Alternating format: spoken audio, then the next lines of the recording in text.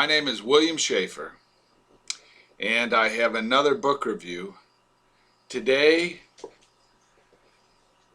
Great Scientific Achievements of the 20th Century.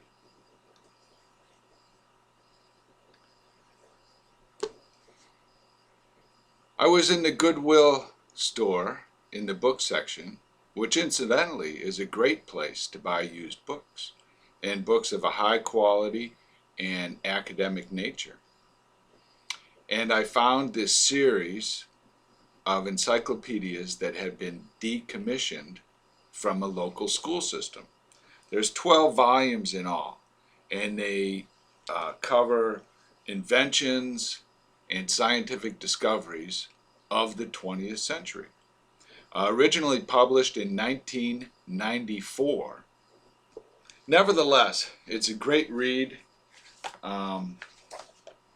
It's in this old kind of black and white photography format, and then each invention gets a major description, a short summary, and we usually get a photograph of the person involved.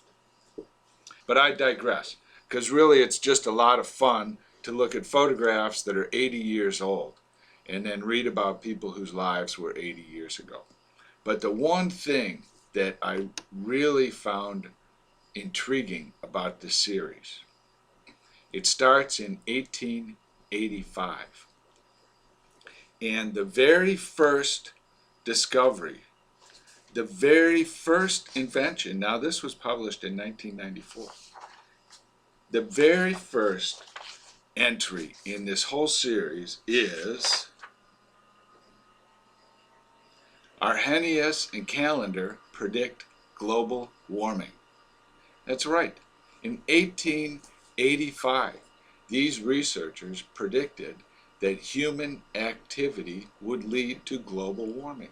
1885. Their calculations were largely done by hand because computers and adding machines and all sorts of modern data manipulation and storage did not exist. Now, in the 1930s, their hypothesis was proved to be true.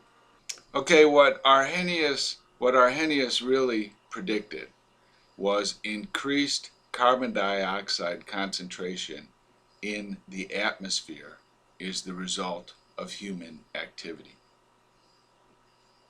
He predicted that human activity would increase carbon dioxide in the atmosphere, and this was proven to have occurred by the 1930s. It was proven by Callendar.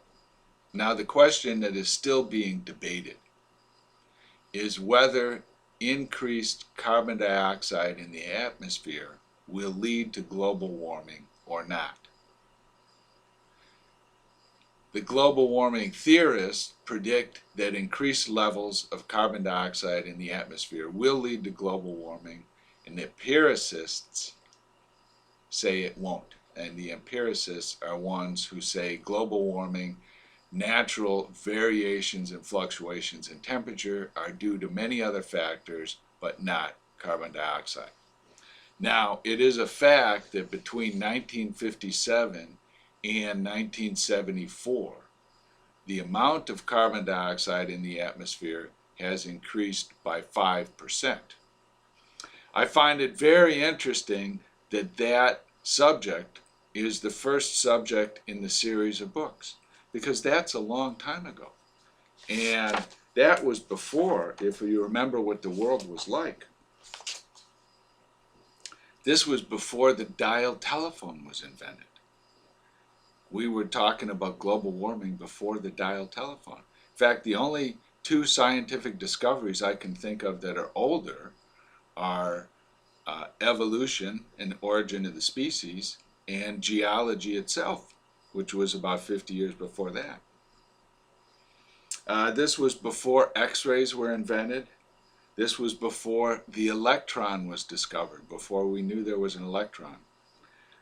This was before radioactivity was discovered. And this is before the vacuum cleaner was invented. We had postulated global warming before the vacuum cleaner was invented. It's before artificial insemination and silicones were invented. It's before the first transatlantic radio transmission. That was Marconi. So as you can see, it was a long time ago we postulated and proved that human activity leads to greater carbon in the atmosphere. This leads to global warming, most people assume. Nevertheless, reading about these science inventions and great scientific achievements is a lot of fun.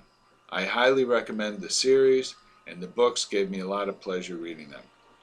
Thank you, and leave your comments below.